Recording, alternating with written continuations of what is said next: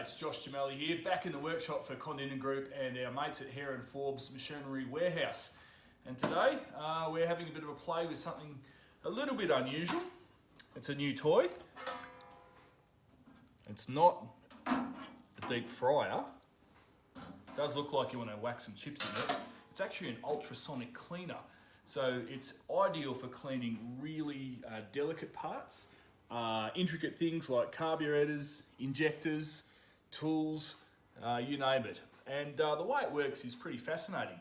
What it actually has is a transducer, so it forms vibrations, and that works at about 40,000 hertz. So to give you an idea, your power is 60 or 50 hertz in Australia, and so 40,000 hertz, that's fairly vibrating.